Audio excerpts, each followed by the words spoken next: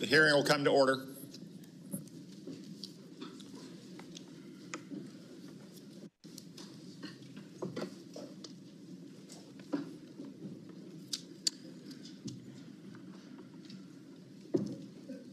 Good morning.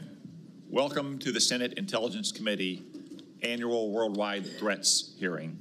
I'd like to begin by welcoming our esteemed panel of witnesses, the Director of National Intelligence, Tulsi Gabbard, the CIA Director, John Ratcliffe, the FBI Director, Kash Patel, the Director of the National Security Agency and Commander of U.S. Cyber Command, General Tim Hawk, and the Defense Intelligence Agency Director, Lieutenant General Jeffrey Cruz. Thank you all for your appearance.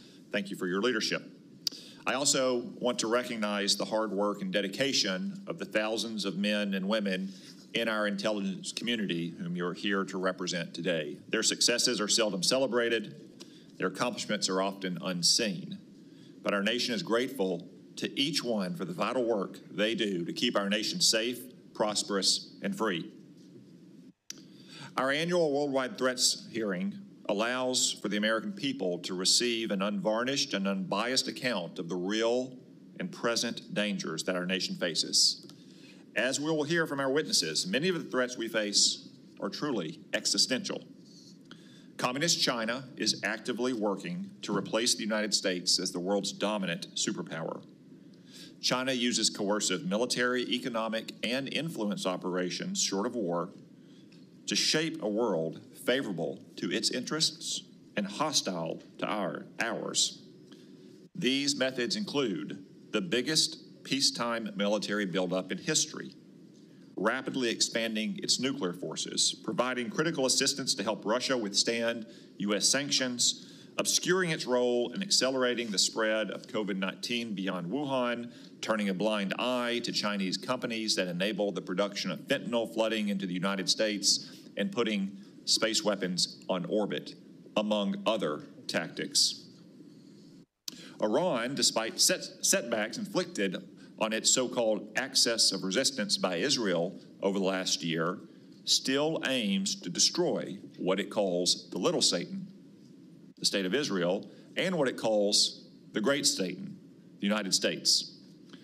It continues to arm Yemeni rebels to attack global shipping, though these outlaws have suffered terrible losses over the last 2 weeks, thanks to decisive action by President Trump and our brave troops.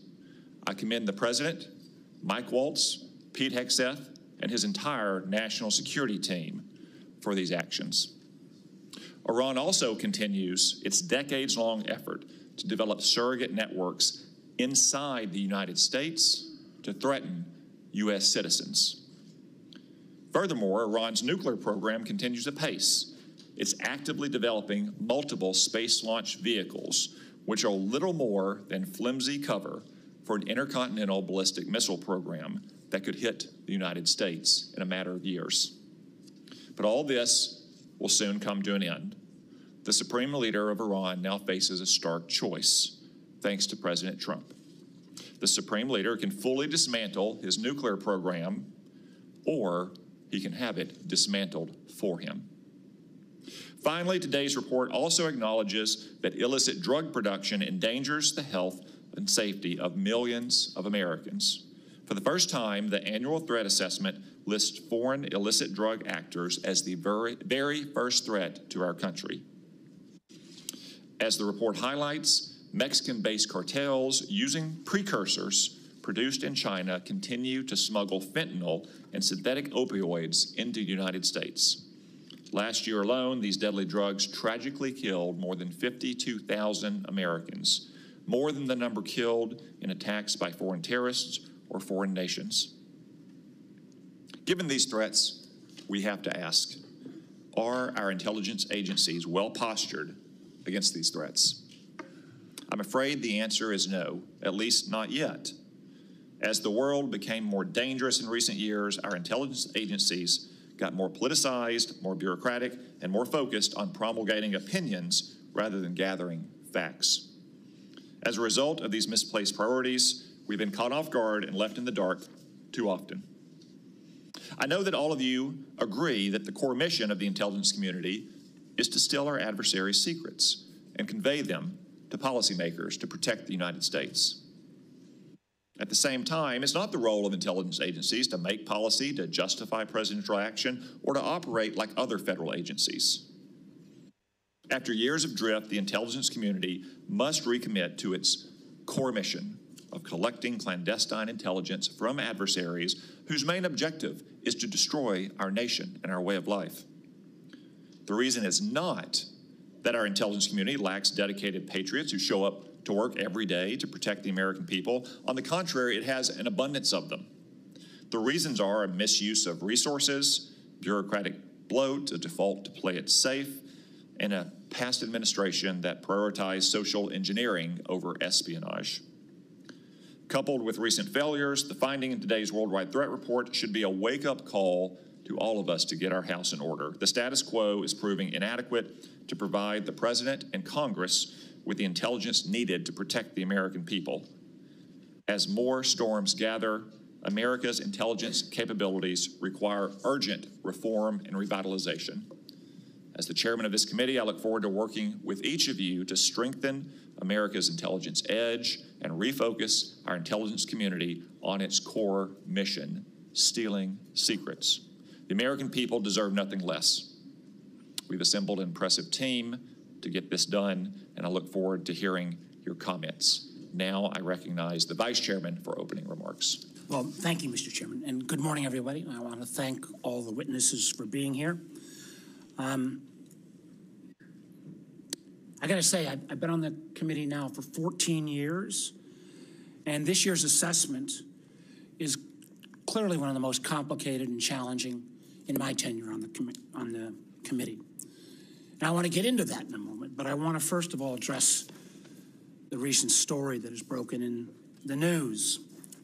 Yesterday, we stunningly learned that senior members of this administration, and according to reports, two of our witnesses here today were members of a group chat that discussed highly sensitive and likely classified information that supposedly even included weapons packages, targets, and timing, and included the name of an active CIA agent. Putting aside for a moment that classified information should never be discussed over an unclassified system, it's also just mind-boggling to me that all these senior folks were on this line and nobody bothered to even check Security Hygiene 101. Who are all the names? Who are they? Well, it apparently included a journalist. And no matter how much the Secretary of Defense or others want to disparage him, this journalist had at least the ethics to not report, I think, everything he heard. Question I raise is like, everybody on this committee gets briefed on security protocols. We're told you don't make calls outside of SCIFs of this kind of classified nature. We don't know, and I'm going to ask, obviously. Director Gabbard is the executive in charge of all, keeping our secrets safe. Were these government devices? Were they personal devices? Had the devices been collected to make sure there's no malware? There's plenty of declassified information that shows that our adversaries, China and Russia, are trying to break in to encrypted systems like Signal. I can just say this: if this was the case of a military officer or an intelligence officer and they had this kind of behavior, they would be fired. I think this is one more example of the kind of sloppy, careless, incompetent behavior, particularly towards classified information, that this is not a one-off or a first-time error.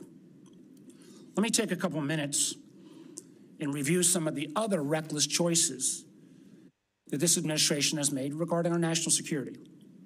We all recall, it seems like it wasn't that long ago, but less than 2 months ago, In the first 2 weeks, the administration canceled all U.S. foreign assistance. Now, some may say, how bad can that be? It's foreign assistance.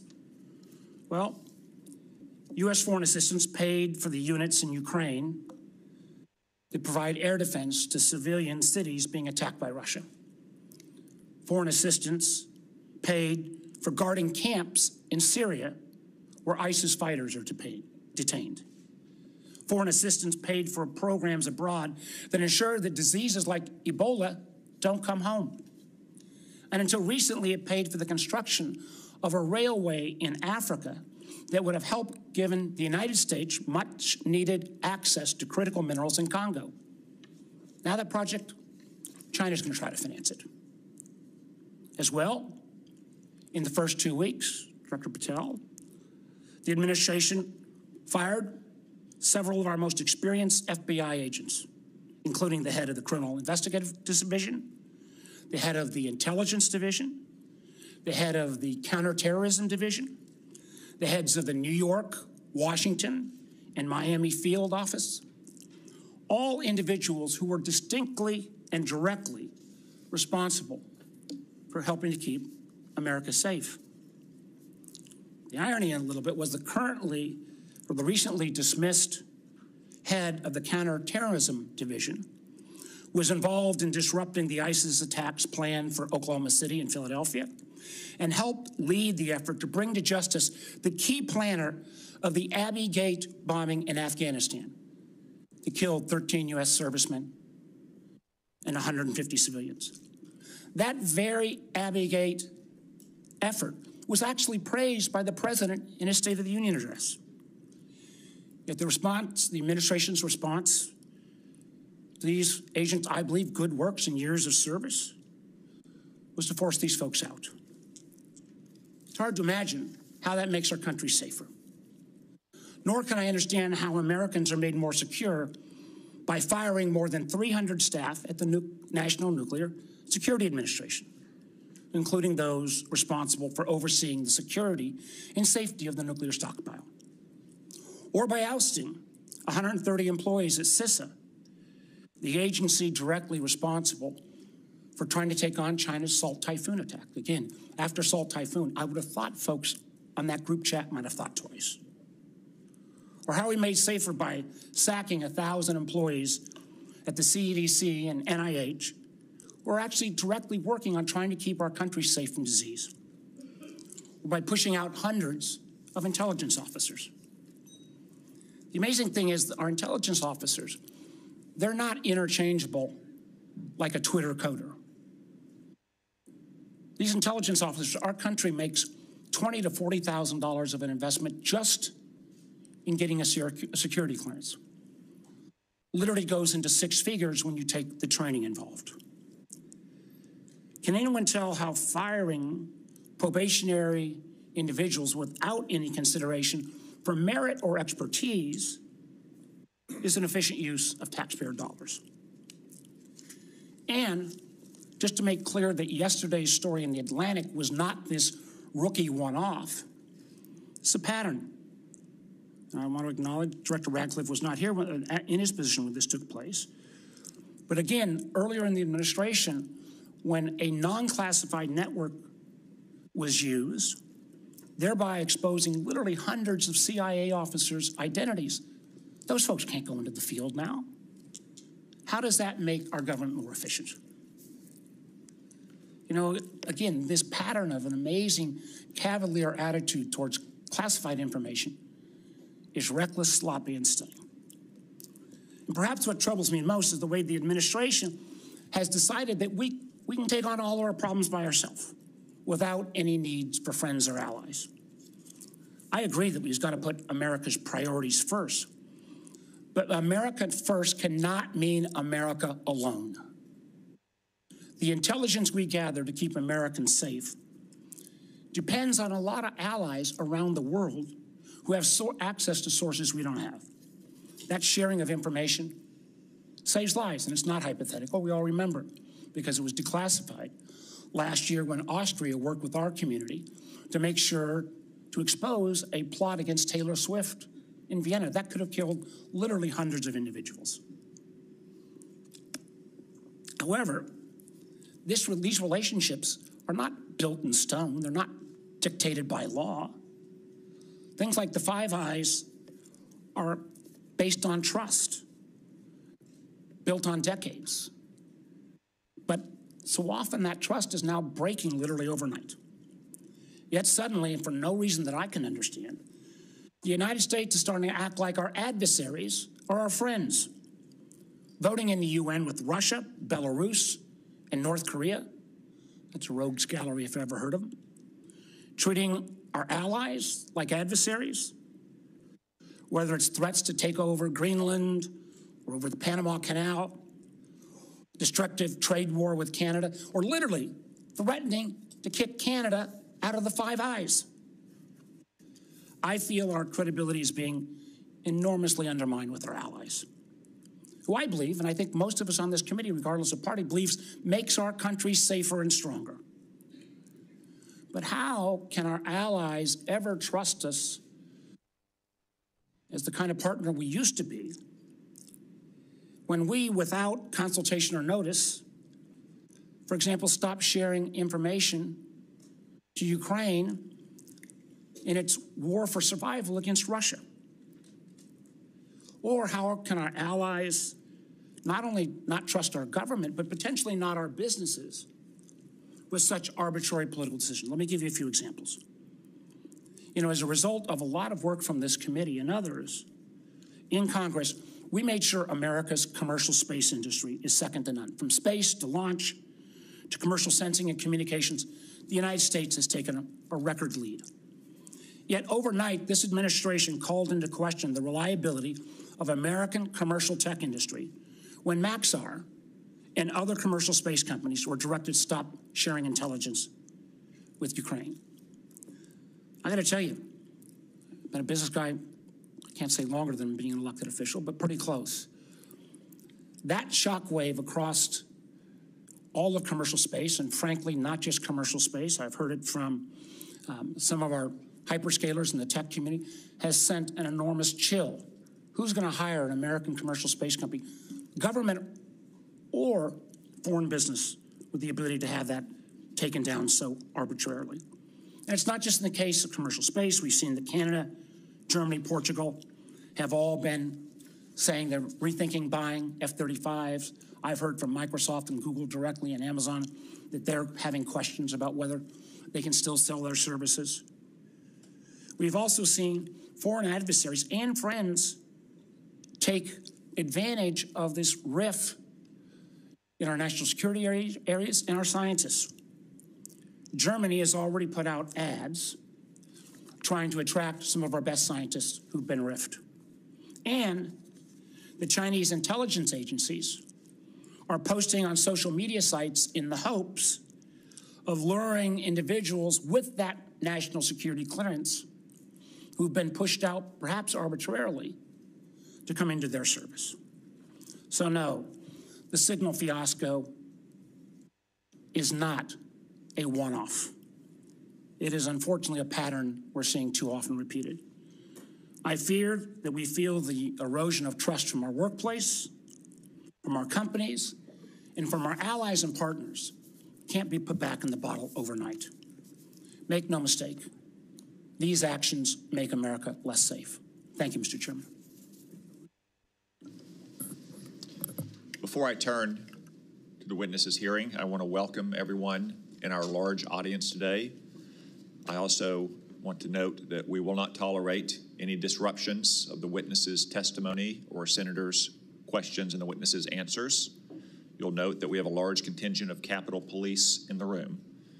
Any disruptions, either opposed or in favor to the witnesses, will result in prompt removal from the hearing room, and my encouragement to the U.S. Attorney to throw the book at the person disrupting the hearing. No offense, but we all came to hear the witnesses, no one else in the room. Director Gabbard, I understand you'll make a statement for the panel of witnesses.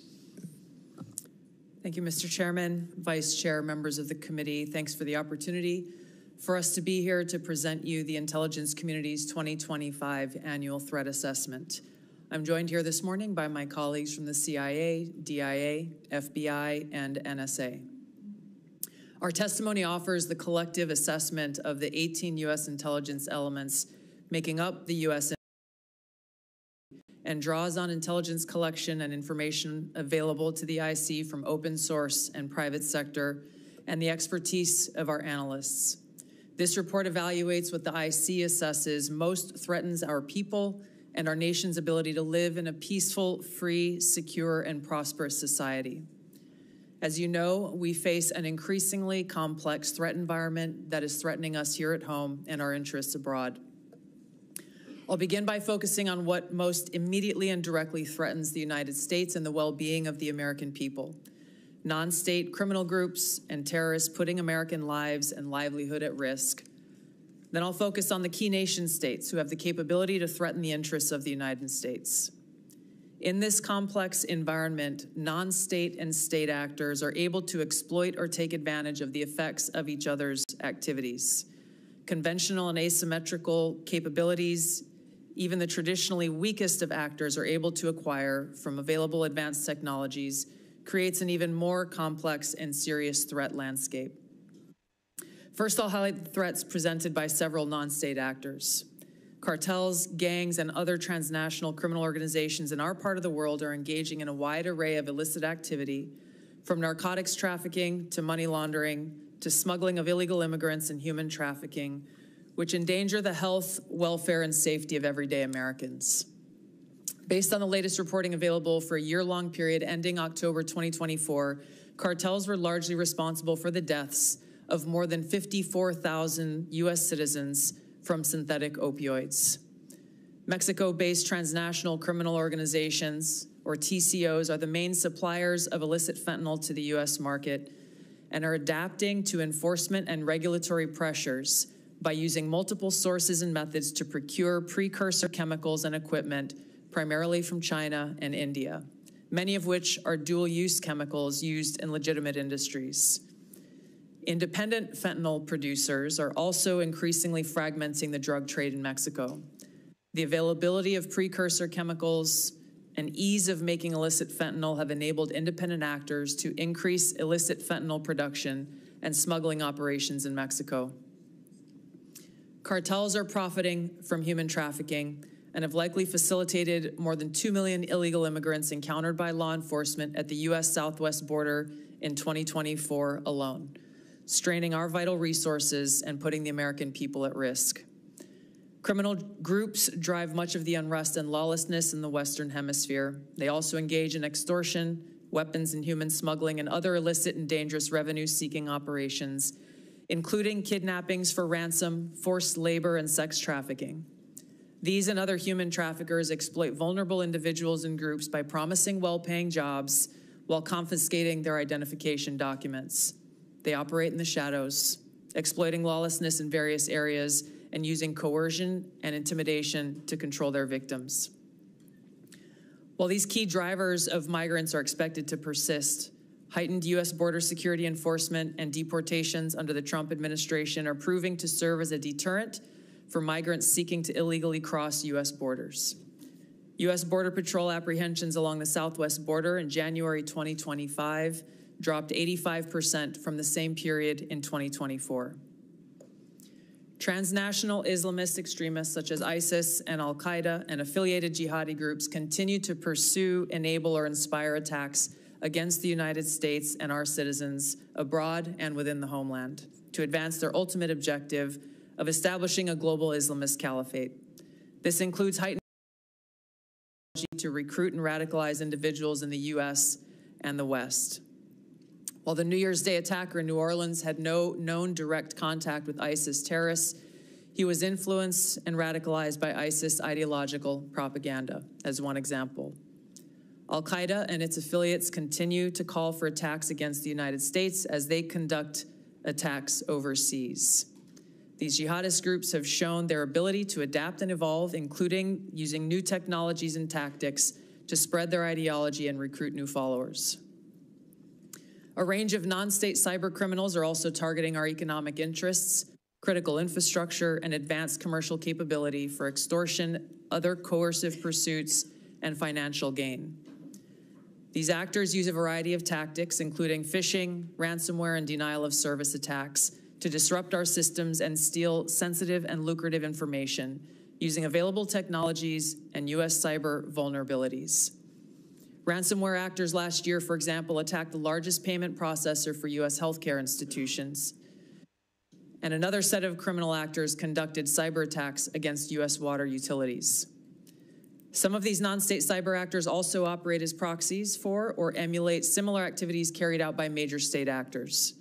While these non-state cyber actors often seek financial and intellectual property gains, they also carry out cyber operations for espionage purposes, targeting our critical infrastructure. Turning to key state actors, the IC sees China, Russia, Iran, and North Korea engaging in activities that could challenge U.S. capabilities and interests, especially related to our security and economy. These actors are in some cases working together in different areas to target U.S. interests and to protect themselves from U.S. sanctions. At this point, the IC assesses that China is our most capable strategic competitor. Under the leadership of President Xi Jinping, the People's Republic of China seeks to position itself as a leading power on the world stage, economically, technologically, and militarily. Beijing is driven in part by a belief that Washington is pursuing a broad effort to contain China's rise and undermine CCP rule. China's most serious domestic challenge is probably China's slowing economy and potential instability if socioeconomic grievances lead to large-scale unrest. Growing economic tensions with the United States and other countries could also weigh on China's plans for economic growth and domestic job creation. China's military is fielding advanced capabilities, including hypersonic weapons, stealth aircraft, advanced submarines, stronger space and cyber warfare assets, and a larger arsenal of nuclear weapons. While it would like to develop and maintain positive ties with the United States and the Trump administration to advance its interests and avoid conflict, China is building its military capability in part to gain advantage in the event of a military conflict with the United States around the issue of China's efforts toward unification with the Republic of China, or Taiwan. China's military is also expanding its presence in the Asia-Pacific region with a focus on disputed territorial claims in both the East China and South China Seas. Beijing is advancing its cyber capabilities for sophisticated operations aimed at stealing sensitive U.S. government and private sector information and pre-positioning additional asymmetric attack options that may be deployed in a conflict. China's cyber activities have been linked to multiple high-profile breaches, including last year's massive compromise of U.S. telecom infrastructure, commonly referred to as Salt Typhoon. Beijing currently dominates global markets and strategically important supply chains, for example, with the mining and processing of several critical minerals. In December, China imposed an export ban to the United States on gallium, germanium, and antimony, all of which are important to the production of semiconductors and our defense technologies. This was in direct response to U.S. export controls on chips designed to broadly limit PRC access to advanced chips and chip-making equipment.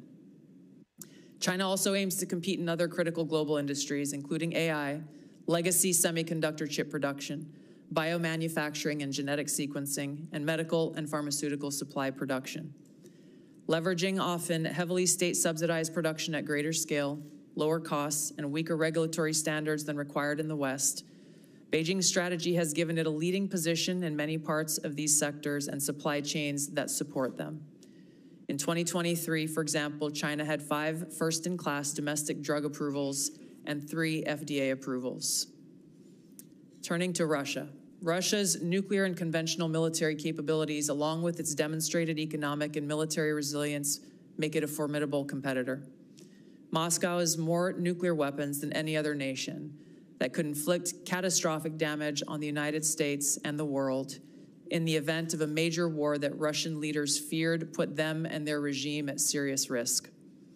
In late 2024, Russia announced updates to its public nuclear doctrine, expanding the conditions under which Russia would consider using nuclear weapons. Russia is building a more modern and survivable nuclear force designed to circumvent U.S. missile defense through reliable retaliatory strike potential. Russia intends to deter the U.S. by both the U.S. homeland at risk and by having the capabilities to threaten nuclear war in a conflict to U.S. critical infrastructure for asymmetric options and make it a persistent cyber threat. Russia's cyber activities have been linked to multiple high-profile breaches, including the 2023 hack of Microsoft. Russia is also fielding new capabilities in anti-satellite weapons meant to degrade U.S. and allied space infrastructure. Among Russia's most concerning developments is a new satellite intended to carry a nuclear weapon as an anti-satellite weapon, violating long-standing international law against such activity and putting the U.S. and global economy at risk. Iran continues to seek expansion of its influence in the Middle East, despite the degradation to its proxies and defenses during the Gaza conflict.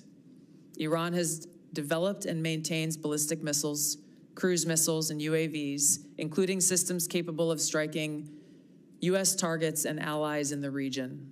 Tehran has shown a willingness to use these weapons, including during a 2020 attack on U.S. forces in Iraq and in attacks against Israel in April and October 2024. Iran's cyber operations and capabilities also present a serious threat to U.S. networks and data.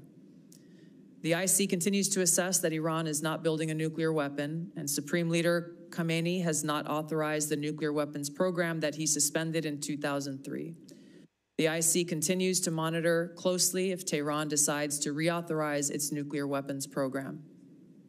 In the past year, we've seen an erosion of a decades-long taboo in Iran on discussing nuclear weapons in public, likely emboldening nuclear weapons advocates within Iran's decision-making apparatus.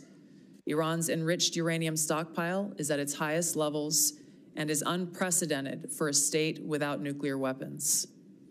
Iran will likely continue efforts to counter Israel and press for U.S. military withdrawal from the region by aiding, arming, and helping to reconstitute its loose consortium of like-minded terrorists and militant actors, which it refers to as its axis of resistance.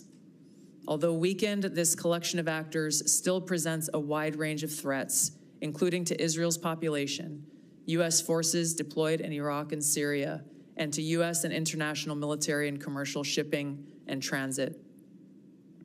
North Korean leader Kim Jong-un is pursuing stronger strategic and conventional capabilities that can target U.S. forces and allies in the region, as well as the U.S. homeland, to bolster North Korea's leverage and stature, defend its regime, and achieve at least tacit recognition as a nuclear weapons power. Kim's recently cemented strategic partnership with Russia supports these goals by providing him greater financial, military, and diplomatic support, reduced reliance on China, and providing North Korean forces and weapons systems authentic warfighting experience. Kim views his strategic weapons advances since 2019, its deepening ties with Russia, and North Korea's economic durability as strengthening his negotiating position against Washington's demands for denuclearization and lessening his need for sanctions relief. North Korea is probably prepared to conduct another nuclear test on short notice and continues to flight test its ICBMs to demonstrate their increasing capabilities as leverage in future negotiations. Since 2022, China, Russia, Iran, and North Korea have grown closer. Removing the accelerant of the war in Ukraine is unlikely to revert these bilateral relationships to a pre-war 2021 baseline, leaving room for new strategic priorities and world events to create new incentives or challenges to their currently high levels of cooperation. Russia has been a catalyst for much of this expanded cooperation, driven heavily by the support it has needed for its war effort against Ukraine, including protection from U.S. and Western sanctions. In addition to its exchange of military and other resource capabilities with North Korea, Russia has relied more heavily on China's financial and defense industry backing, and also has increased combined military exercises with China to signal shared fortitude against the United States and U.S. allies in the Asia-Pacific region. With Iran, Russia has also expanded financial ties to mitigate sanctions. Iran has become a critical military supplier to Russia, especially of UAVs, in exchange for Russian technical support for Iranian weapons, intelligence, and advanced cyber capabilities. In conclusion, the threats that we see to U.S. national security are both complex and multifaceted, and put the lives, safety, and well-being of the American people at serious risk.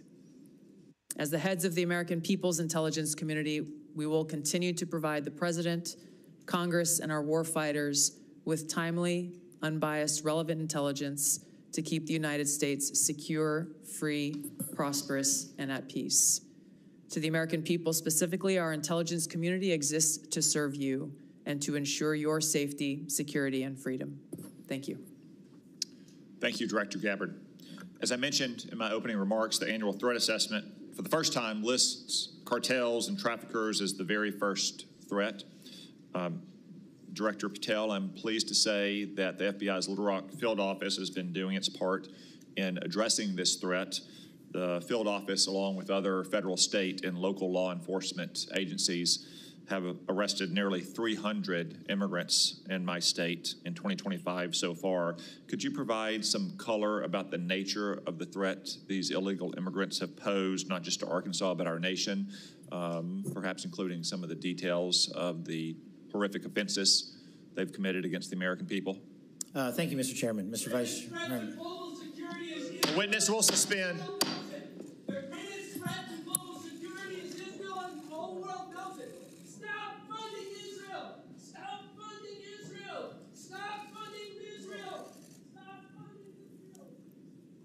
So that protester was a Code Pink lunatic, saying the greatest threat to world peace is funding Israel.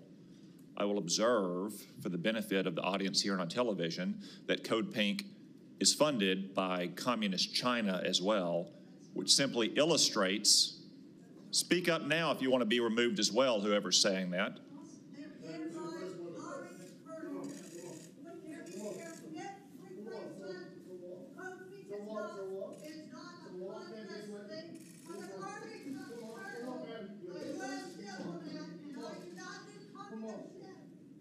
If anyone else would like to join them, speak now, please, so we don't have any more disruptions. As I was saying, the fact that Communist China funds Code Pink, which interrupts a hearing like this about Israel, simply illustrate Director Gabbard's point that China, Russia, Iran, North Korea, and other American adversaries are working in concert to a greater degree than they ever have before. Director Patel, back to my question, could you give us some color about the threat that illegal migrants have posed, not only to my state, which has resulted in nearly 300 arrests in 2025, but also to the nation at large? Thank you, Mr. Chairman, Mr. Vice Chairman, and members of the committee. I appreciate the time to address you all. Specifically to Arkansas, Senator, the priorities at the FBI, which I identified during my confirmation hearing and since, is attacking violent crime along with national security. And every single state in this country is a border state. Arkansas is no exception. Allow me to highlight the work of the men and women in the FBI and state and local law enforcement in the state of Arkansas. Since February 5th alone, we've had 220 illegal immigrants arrested on charges varying from violent offenses, weapons offenses, narcotics offenses, and serious violent felonies. 253 separate individuals have been charged related to those offenses. And here's something I want the American people to hear about narcotics and countering narcotics. Thousands of pounds of narcotics were seized in these 3 weeks in the state of Arkansas. Thousands, worth tens of millions of dollars. Everything from fentanyl to meth to cocaine to heroin to marijuana and more. And also including manufactured drugs. The FBI does have the biggest footprint in Arkansas, but we could not achieve this mission without our state and local law enforcement partners, which has been one of the priorities since I took the helm at the FBI. They provide the greatest ground level intelligence to conduct these operations in Arkansas and in every single state across the union. Since February 5th, we've assisted with the arrest of hundreds of criminals and illegals throughout your state. And that was just a 3-week operation. Prior to that, Senator, there was a bust of 17 federal indictments relating to a meth lab in the state of Arkansas in the southwest corner of your state. All of those individuals are now facing prosecution for hundreds of pounds of illegal opioids, guns, and other illicit material. So we will continue to do that work. We will work it 7 days a week, 365 days a year, not just in your state, Mr. Chairman, but in every state. Thank you, Director Patel. As Director Gabbard highlighted from the annual threat report, Director Ratcliffe, many, if not most, of the chemical precursors for deadly fentanyl produced by Mexican drug cartels originates in China. China, of course, is a techno-totalitarian police state. They have technology to monitor their own people that Soviet Russia could have only imagined. Is there any reason, Director Ratcliffe, to believe that China could not monitor and crack down on this flow of chemical precursors to Mexico if it chose to do so? Thank you, Senator, for the question. No, there's nothing that prevent China, the People's Republic of China, from cracking down on fentanyl precursors. As you well know, Senator, one of the reasons that they don't is that there are more than 600 PRC-related companies that produce those precursor chemicals in an industry that generates $1.5 trillion. That is one of the reasons that we see that Chinese efforts to affect the fentanyl precursors are really limited in nature and intermittent in nature, and not a dedicated effort to enforce their own laws and regulations to crack down on this. Thank you, Director Ratcliffe. I have many more questions I could ask, but I'm going to try to lead by example and stay within the 5-minute limit for the benefit of senators. I remind everyone there is a vote scheduled at noon. I hope to finish the open portion of this hearing before that vote closes, after which time we'll move to the closed portion. The Vice Chairman. Thank you, Mr. Chairman. I'll be happy to take your extra 13 seconds, but I want to go back to what I addressed at the outset. I mean, this was not only sloppy, it not only violated all procedures, but if this information had gotten out, American lives could have been lost. The Houthis had this information, could reposition their defensive systems. So I want to get a little more information about this. Director Gabbard, did you participate in the group chat with Secretary of Defense and other Trump senior officials discussing the Yemen war plans? Senator, I don't want to get into the specifics. Ma'am, were you on? You're not going to be willing to address? So you're not, are you denying? Matt, will you answer my question, ma'am? You were not TG on this group chat? I'm not going to get into the specifics. So you refuse to acknowledge whether you were on this group chat? Senator, I'm not going to get into the specifics. Why are you going to get into the specifics? Is it because it's all classified? Because this is currently under review by the National Security Council. Because it's all classified? If it's not classified, share the text now. As the White House previously stated, is it classified or non-classified information on this text? I can confirm. Director Ratcliffe, were you on the group chat? Senator, I was on a signal messaging group. So you were the John Ratcliffe on that chat? I was. Thank you, thank you. Can I provide some context, Senator, to that? Yes, but I've got a series of questions. Well, but I think it's important because at the outset you made a couple of comments about signal messaging using encrypted apps.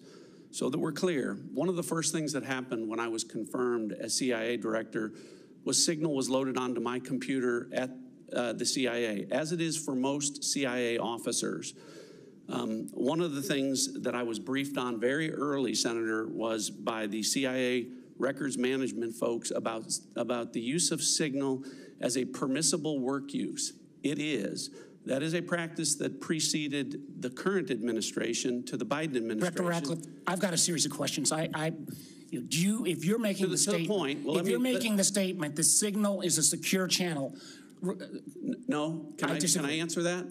It is I've got a series end-to-end encryption. So to finish, I understand encryption. It is permissible to use to communicate and coordinate for work purposes, provided, Senator, that any decisions that are made are also recorded through formal channels. Right. So those were procedures that were implemented. My staff implemented those processes, followed those processes, complied with those processes, and finally, just please, so my communications, to be clear, in a signal message group were entirely permissible and lawful and did not include classified information. Well, we will make that determination, because if it's not classified, share the text with the committee. Let me go on. Director Gabbard, you are the security executive and set access guidelines for classified information. Did you contact the defense secretary or others after this specific military planning was put out and say, hey, we should be doing this in a SCIF? There was no classified material that was shared in that. So then if there was no classified material, share it with the committee. You can't have it both ways. These are important jobs. This is our national security. Bobbing and weaving and trying to, filibuster your answer. So please answer the question. If this was Director Gabbard, if this was a rank and file intelligence officer who did this kind of careless behavior, what would you do with them? Senator, I'll reiterate that there was no classified material that was shared in that. And if there's no classified materials, share. And then if there's no classified materials, then you can't even answer the question whether you're on the chat.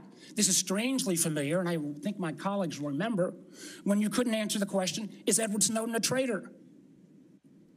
Now I have serious doubts about anyway. Director Gabbard, I'm going to give you this. Tweeted just 11 days ago, and I'm quoting you, any unauthorized release of classified information is a violation of the law and will be treated as such. So if this information is classified, what are you going to do? Senator, 2 points here. First of all, there's a difference between inadvertent release versus careless and sloppy, malicious leaks of classified information. The second point is there was no classified information that was on this committee should get that information. Director Patel, National Security Director Patel, my time's about out, and I'm going to use my 12 seconds up the chairman came. Director Patel, has the FBI launched any investigation of this? Senator, I was just briefed about it late last night, this morning. I don't have an update. I would like to get an answer by the end of the day. At this point in the ordinary course of affairs, I would recognize Senator Collins. She asked me to express to you that she is under the weather this morning. She regrets her absence, but anticipates submitting written questions to which I would request your prompt replies for the senator. Senator Cornyn. Director Gabbard, I applaud President Trump's efforts to try to bring an end to the war between Russia and Ukraine. I want to read a statement out of the annual threat assessment and just confirm that you agree with this.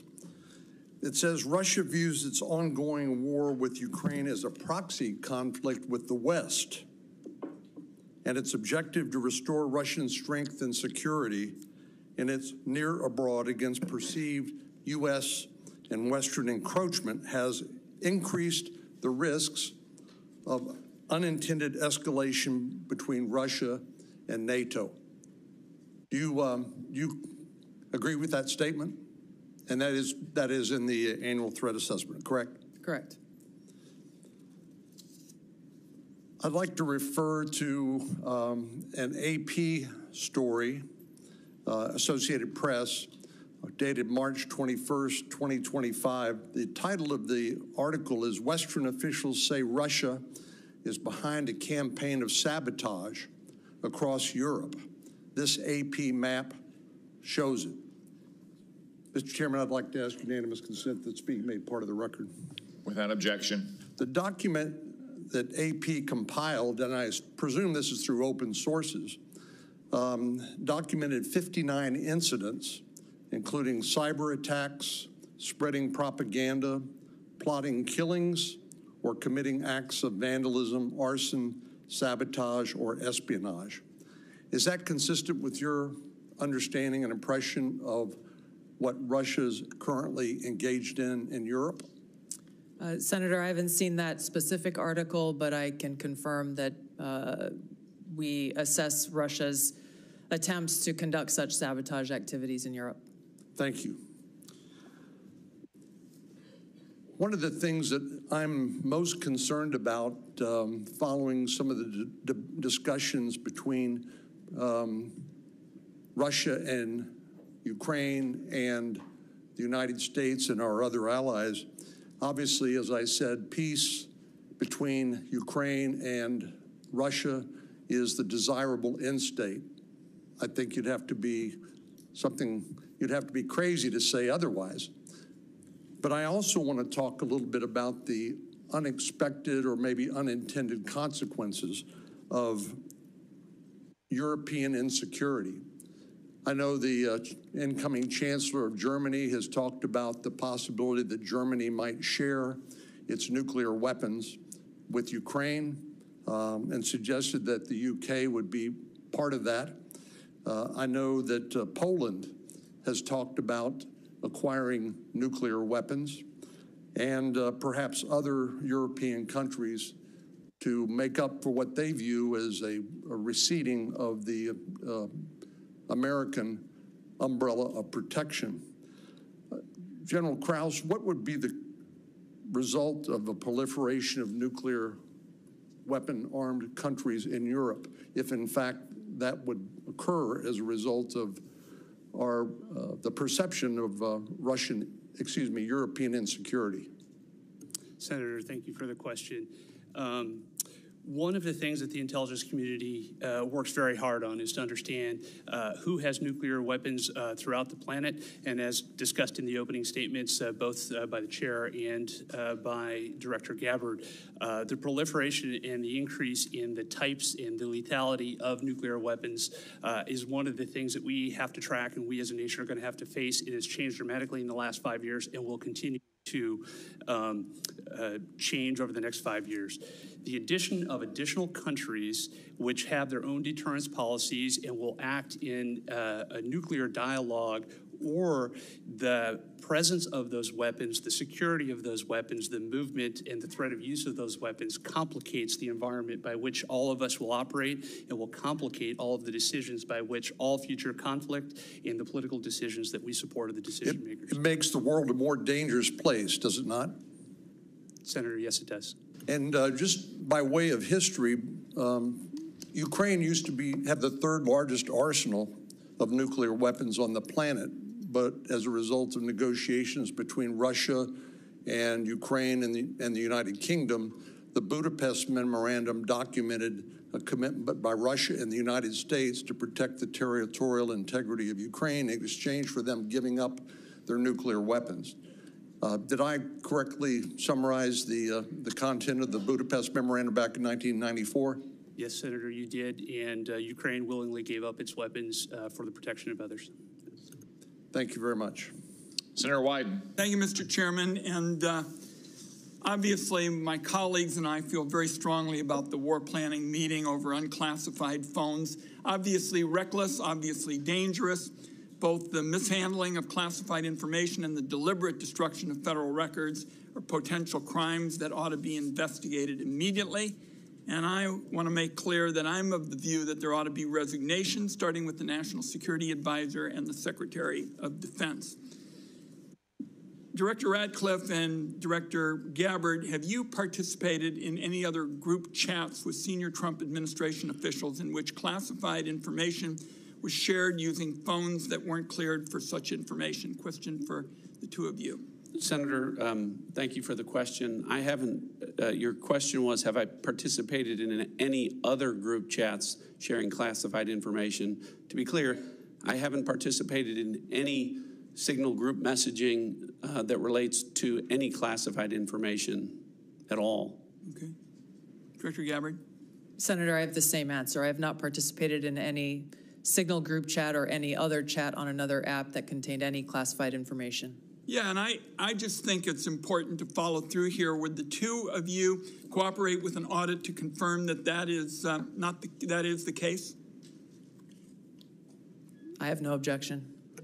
Senator, I'll certainly comply with any follow-up that the National Security Council would deem appropriate. But again, to be clear, the use of signal message end-to-end encryption applications is permissible and was, in this case, used permissibly, at least to my understanding, and in a lawful manner. The seriousness of this is so clear. That's why I want to have an audit, and both of you gave me an answer indicating that you would be open to that, and I appreciate it. Director Patel, you weren't in this particular group chat, but have you participated in any chats on unclassified phones with other administration officials relating to national security?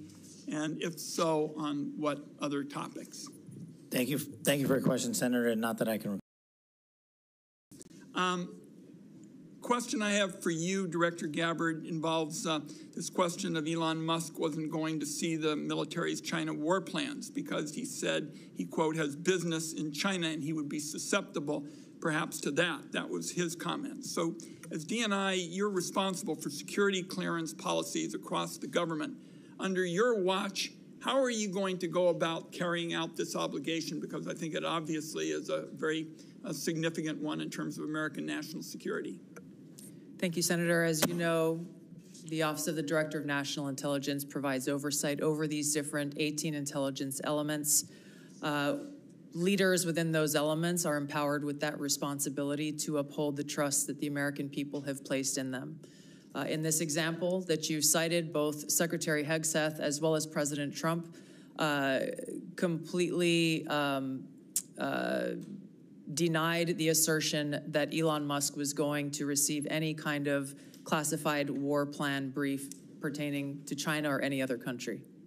So on the question of whether the president has the prerogative to get clearances is really the area that I want to touch on, because you're formally responsible for security clearance policies, and that's why I'm asking about it. So can a president decide who gets the clearance? Yes. So what about your role? You're formally responsible for security clearance policies. That is also true. So how do we resolve it? The president just gets his way. The elected president and commander-in-chief has the authority to provide a security clearance to those who he deems necessary. Mr. Chairman, and to the ranking member, I think we have to have a further discussion on this and figure out what the ground rules, are.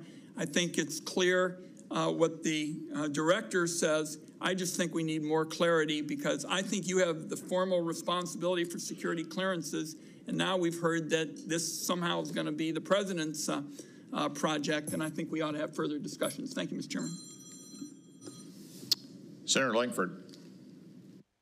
Mr. Chairman, thank you. Thank you to all of you. Your service to the country, it matters. There are a lot of citizens of our country right now that have much greater security in their life because of the work that you do and the people that are working around you do. So I just want to say I appreciate that. For the folks in Oklahoma, they would definitely want me to be able to say thank you for your service.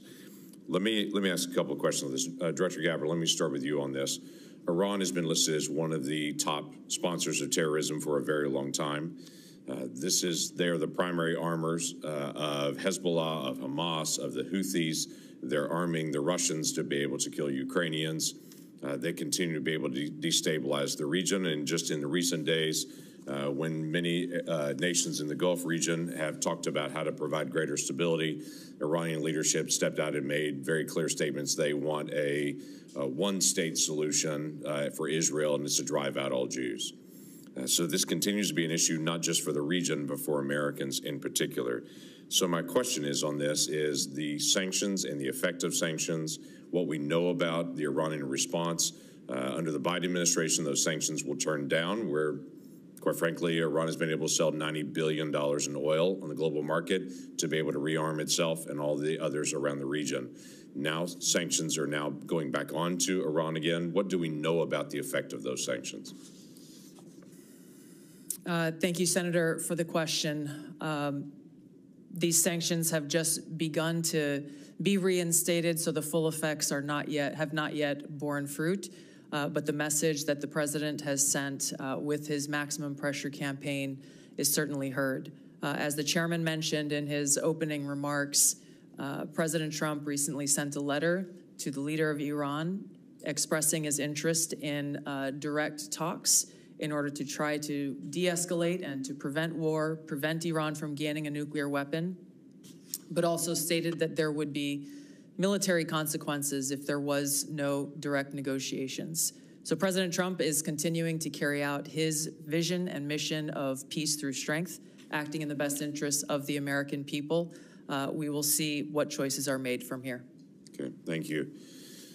Director Patel, during the last administration in the very open border policy that they had, we had some years, including 2022 and 2023, where there were 70,000 individuals that were released into the country that were identified as special interest aliens. This is something this committee and the Homeland Security Committee tried over and over again to get details on. The Biden administration was unwilling to be able to share any of the details on the special interest aliens, led to a great amount of frustration. The comment came often back to us is that FBI is going to track all these individuals and to be able to identify them, even though it was 70,000 a year that were coming into the country. You just walked into this position and trying to get your feet on the ground in so many different issues that are outstanding on that. I raised to you the issue of individuals that are currently illegally present in the country going through a process but are listed as special interest aliens. By definition from the administration, those are individuals that we don't know their level of risk, but they're considered a national security risk, but we don't know anything else about them from there. So how are you trying to get on top of the number of people that are criminal aliens in the country, but also these special interest aliens that come from terrorist areas? Thank you, Senator. Appreciate your question. As far as the FBI is concerned, you hit on it, criminal.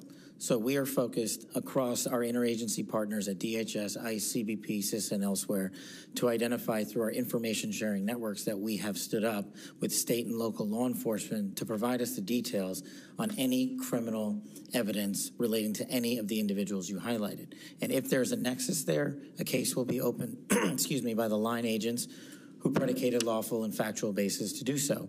And we will further refer that matter to the Department of Justice for prosecution. We are reviewing all of these cases anew, and we will report back to you, Senator, with some fidelity on the outcome of that process. Okay, thank you. Are you getting good feedback from social media technology companies and cooperation from them on illegal activities that are promoted on their site? All the different sites have rules and standards for what can and can't be done on that.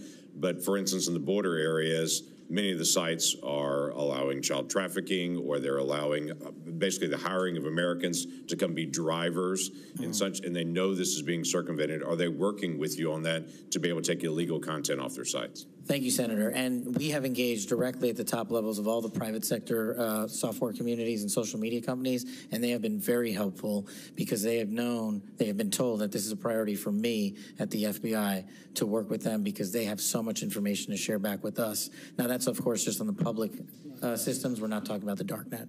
Thank you. Thank you, Mr. Chairman. Senator Heinrich. Thank you, Chairman. Director Ratcliffe, I want to start with you. Who determined that the content of this discussion on Signal was not classified?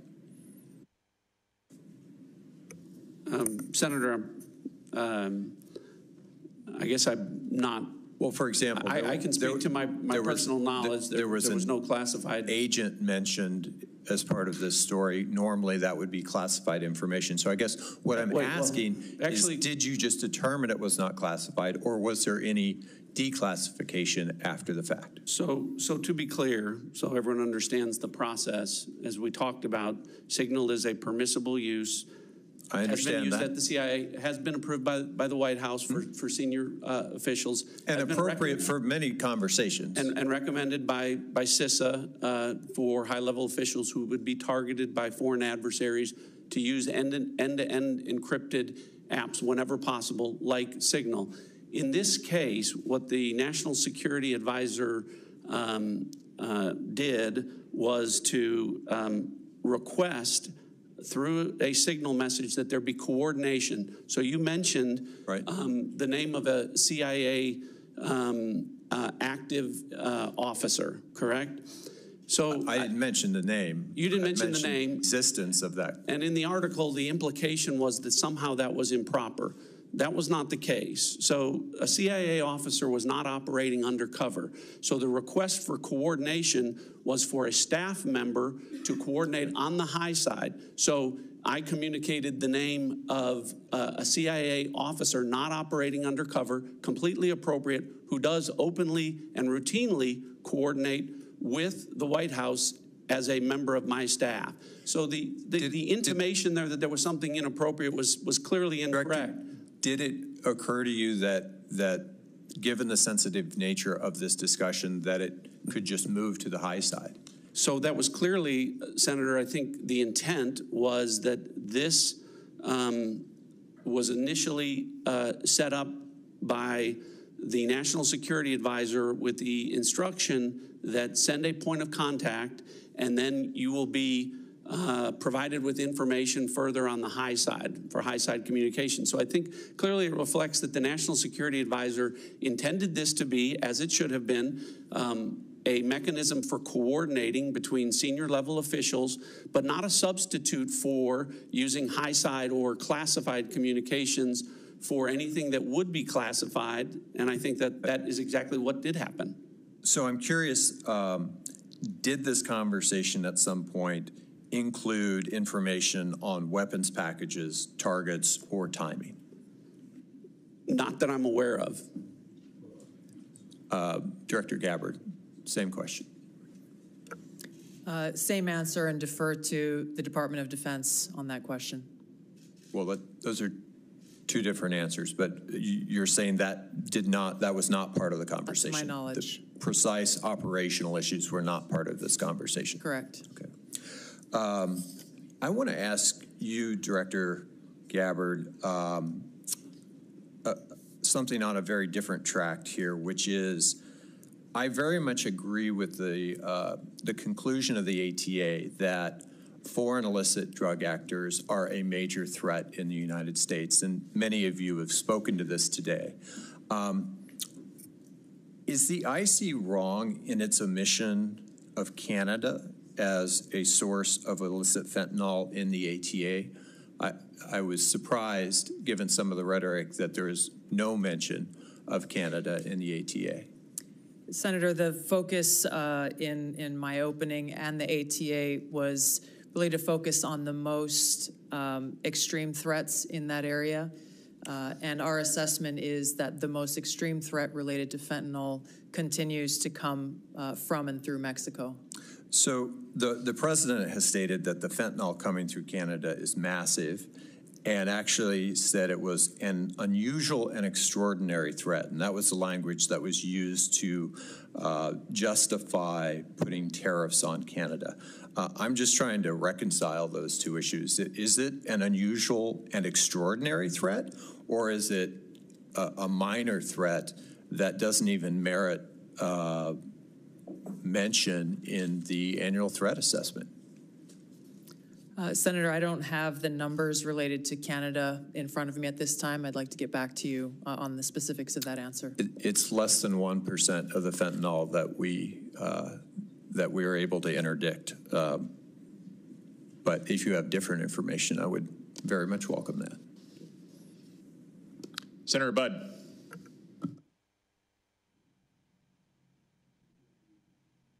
Thank you all for being here. And Director Gabbard, prior to your role here, we had a big storm in western North Carolina, and you were among those first from outside our state to show up.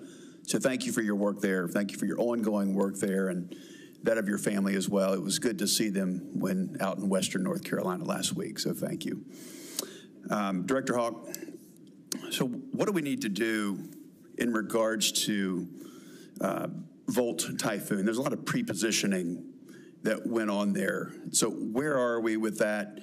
And what do we need to do in regards to our power companies, whether it's generation or distribution, Duke Energy in my home state, or even the rural electric co-ops? What do we need? What have we learned? And what can I tell them? Senator, 99% of the critical infrastructure in the United States is controlled by private companies. So that really drives us to talk about how do we partner with industry and with the commercial sector, in this case, with power sector. Volt Typhoon began when industry came to the intelligence community and said, we're seeing anomalous activity, can you help us gain context? And we were able to bring context to that to be able to understand what the threat was and then to ultimately be able to identify who was behind that threat.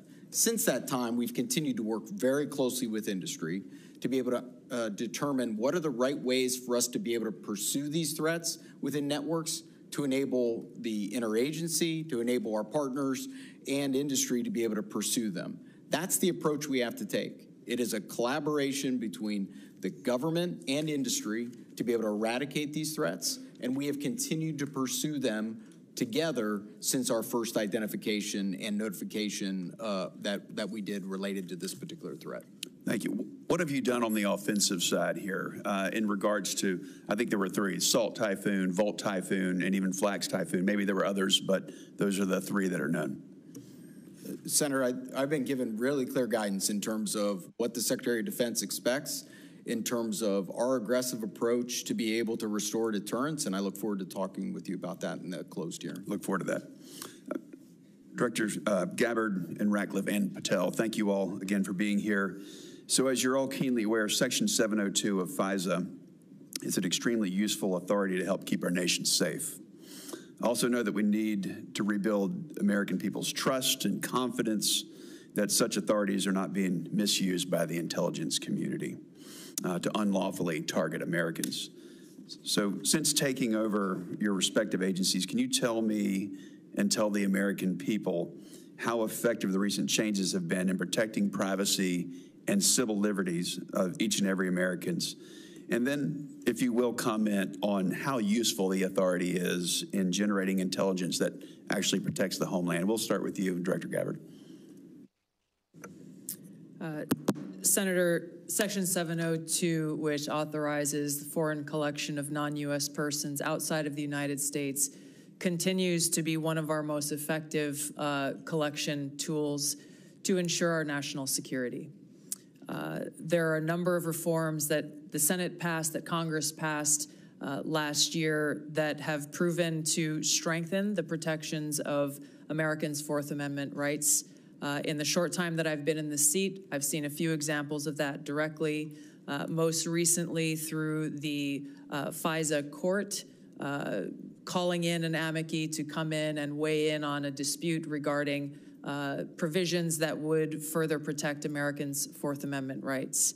I'll be visiting our friends at the NSA next week and doing a quote-unquote ride-along to observe directly how those reforms that Congress passed are being implemented to protect Americans' civil liberties, and look forward to reporting back after I've had that opportunity. Thank you. Director Patel. Thank you, Senator. With my background in FISA and 702, I just want to clearly delineate between FISA Title 1.3 and 702 collection. We need to both ardently defend its use, but also ardently support reforms that allow the American public to entrust that those charged with those capabilities are not violating the Fourth Amendment or any other violation. Speaking to Title I, Title III, when it comes to U.S. persons, I have already included an amendment in terms of FBI language to make sure that when a U.S. person is targeted, that the FBI specifically is responsible for culling through all exculpatory information that is reasonably known and satisfying that burden and stating it in the application. When it comes to 702, Senator, some of the biggest enterprise efforts we have had to thwart national security risk would not have occurred if 702 collection had gone dark. And the FBI continues to use that information to protect the homeland. We've had multiple takedowns in the last 6 months based on 702 and interagency collection processes, but we just need to ensure the American public, and I'm working with my team, that even in the 702 sphere, American citizens' information is protected. Thank you all. I look forward to the discussion in the closed session. Senator King. Thank you, Mr. Chairman. Director Gabbard, I didn't intend to get into the Jeffrey Goldberg story, but something you said has sort of puzzled me. According to open source reporting at 11:44 on the morning of March 15th, Secretary Hegseth put into this group text a detailed operation plan, including targets, the weapons we were going to be using, attack sequences, and timing. And yet you've testified that nothing in that chain was classified. Wouldn't that be classified? What if that had been made public that morning before the attack took place? Senator, I can attest to the fact that there were no classified or intelligence equities that were included in that chat group at any time. So, and I so defer. the attack sequencing and timing and weapons and targets you don't consider should have been classified? I defer to the Secretary of Defense and the National Security Council on that question. Well, you're the head of you're the head of the intelligence community, and you're supposed to know about classifications. So your testimony very clearly today is that nothing was in that set of texts that were classified.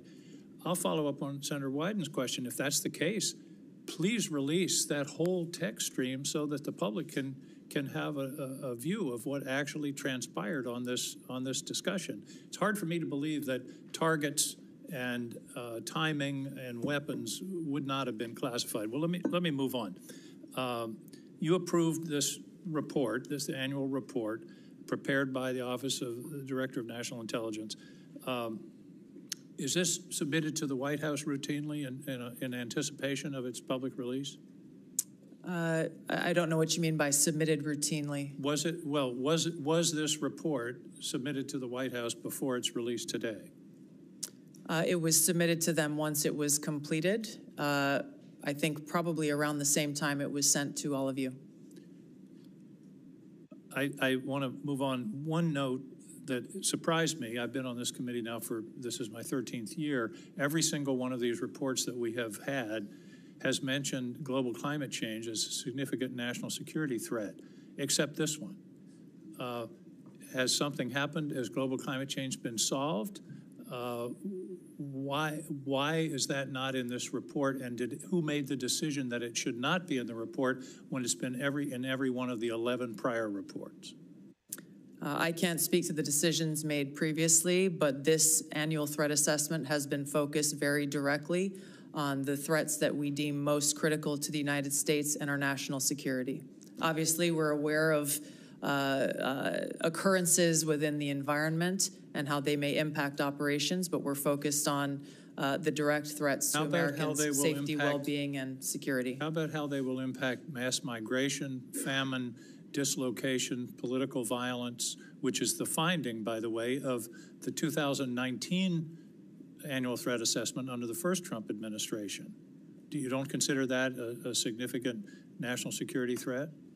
For the intelligence community, being aware of the environment that we're operating in is a given. What I focused this annual threat assessment on, and the IC focused this threat assessment on, are the most extreme and critical direct threats to our national security. Let me ask a direct question. Who decided climate change should be left out of this report after it's been in the prior 11? Where was that decision I made? gave direction to our team at ODNI to focus on the most extreme and critical national security threats that we face. Your direction include no comments on climate change? Senator, as I said, I focused on the most extreme and direct national security threats. That's not a response to my question. That we face. Did you instruct that there be no finding in terms of climate change in this report? I don't recall giving that instruction. Final questions in a few short seconds that I have left. You all concede, and it's in the report repeatedly, about the cyber danger from China, from Russia, from Iran. Why then is the administration deconstructing CISA? 130 people fired. The General Hawk talked about the importance of public-private cooperation. That section of CISA seems to have been disestablished. What possible policy reason is there for undermining CISA's relationship to the states with regard to elections and to the private sector with regard to cybersecurity when the cybersecurity threat is only growing? Anybody want to tackle that? I won't speak for all of my colleagues here, but I don't believe any of us have any insight into those specific staffing decisions that have been made. Well, let me ask you this question. You've all found, the report has found explicitly growing cyber threats, including to elections from Russia, China, Iran. Do you believe that it's in the national interest to diminish our capacity to deal with those cyber issues? Yes or no? President Trump is focused on effects and making sure that the people that we have and the resources that we have are focused on our national security. He and his team recognize that more people doesn't necessarily always mean better effects. Those are some of the things that are driving the changes that we're seeing across the administration, is getting all of our agencies back and focused on their core mission. General Hawk, do you agree that? Senator King, your time has expired. Up. Thank you. Senator Rounds. Thank you, Mr. Chairman. First of all, thank you to all of you for your service to our country. With regard to the issues surrounding Signal, I'm going to address it, but I'm going to address it in the closed session so that we can get more in depth into that issue. In the meantime, I want to direct my first question to Director Ratcliffe. As the debate continues in Washington regarding spectrum, what can you share in this unclassified setting regarding the critical nature of spectrum to national security interests generally? Thanks for the question, Senator. I know this is an issue of great interest to the Senate, and the potential auction of commercial space on spectrum.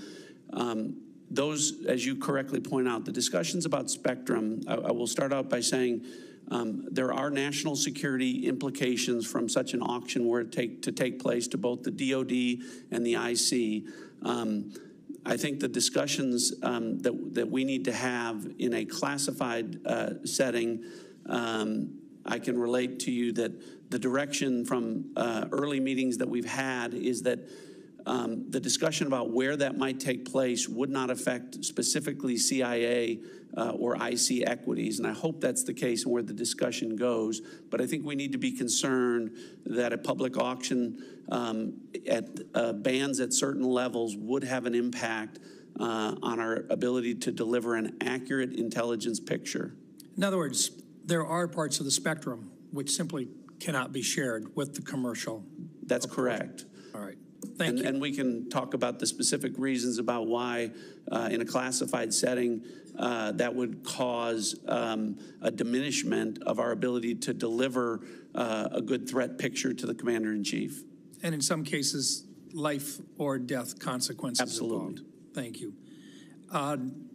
Director Patel, first of all, I just want to thank you for what you are doing, and I know that there's a number of items that in your previous life you did that simply can't be discussed, but nonetheless, we've appreciated what you have done for your country already. Today, I just wanted to talk to you about, we've seen a series of public news reports about ISIS threats within the United States, and there have been several successful interdictions, Oklahoma City, Philadelphia, New York. Although the question remains as to the total number of ISIS operatives who were able to breach porous borders in the months and years before policy changes in this January of 2025, to what extent is the FBI tracking operatives who remain in the United States today, and what is the FBI doing to track them down? Thank you, Senator. I appreciate your question and your comments. So the priorities at the FBI since I took over have been violent crime and national security, and this speaks directly to national security. The direction for the FBI is to track down any individuals with any terrorist ties whatsoever, whether it be ISIS or another foreign terrorist organization, and now to include the new designations of the cartels down south and elsewhere. So the FBI is utilizing our Joint Terrorism Task Force, which are situated in all 55 field offices. But the key to success there is our partnership with state and local law enforcement who have the ground level intelligence on some of these operatives. And as you've highlighted, we've already shut down numerous threats, and we've identified publicly where permissible these threats and individuals and where they're coming from. And I think the FBI is doing a very good job right now in collecting this information through our interagency process, and we will continue to thwart every bad actor affiliated with a terrorist organization or otherwise. Thank you. And Director Hawk, first of all, look, you've talked a little bit already about Salt Typhoon, but what I want to really get into is the things that are moving right now that you haven't had a chance to address, and in particular, Cybercom 2.0 and the need to accelerate that particular plan moving forward. Can you talk just briefly? I've got 40 seconds left. Talk to us a little bit about how critical 2.0 is in terms of countering the cyber activity that's going on through nefarious actors. Senator, what we were asked to do by Congress was to look at what's the force generation model for the Department of Defense to be able to generate cyber forces.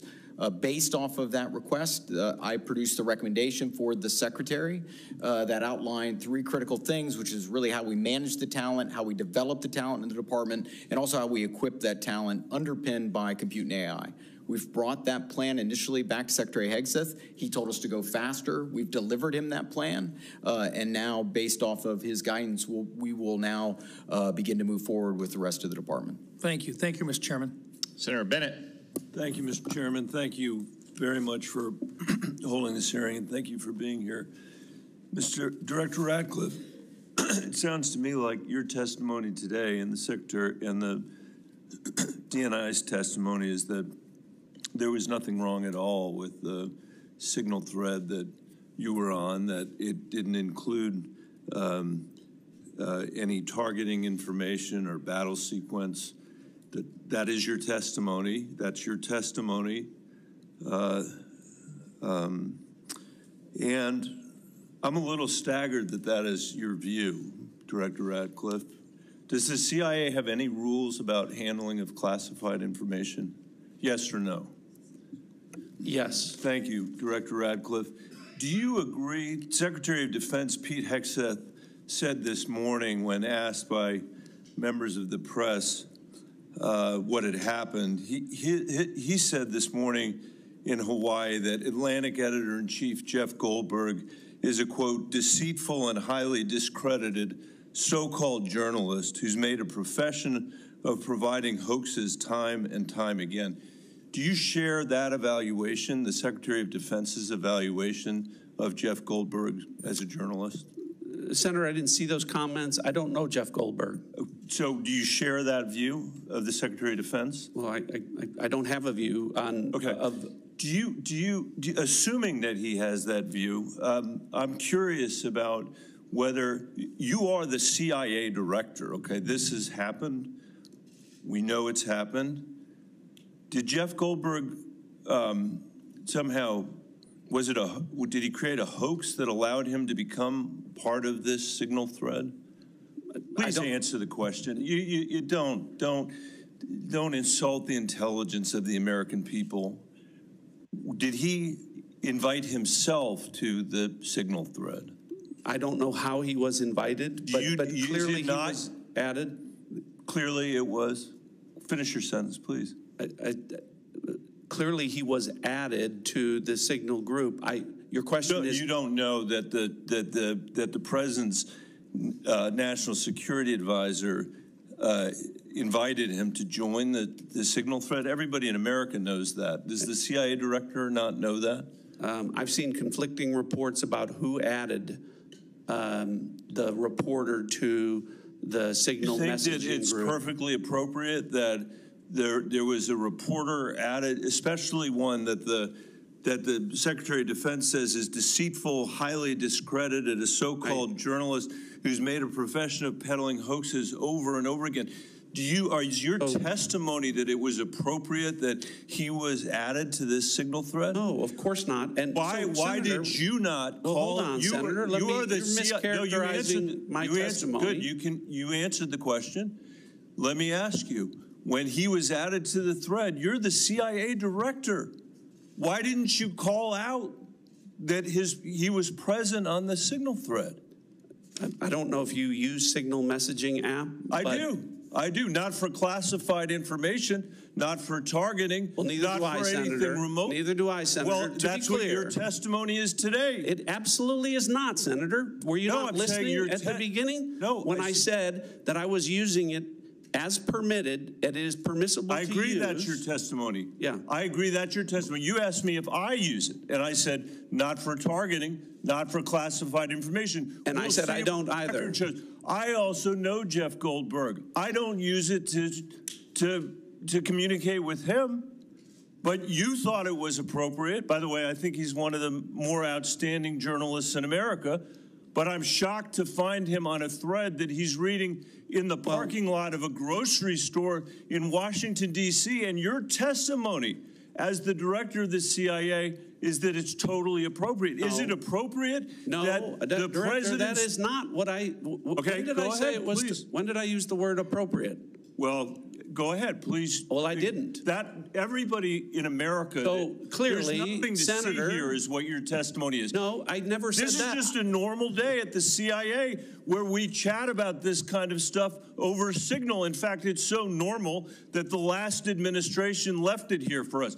That's your testimony today. That's your testimony. No, that's Senator. not my testimony. That's what you said. I didn't say any of those things that you just related, Senator. I heard you say it. We'll let the American people decide. Let me ask you one final point. I'm out of time. Well, are you going to give me a chance? Is it appropriate? Did you know that the president's Middle East advisor was in Moscow on this thread while you were, as director of the CIA, participating in this thread? Were you aware of that?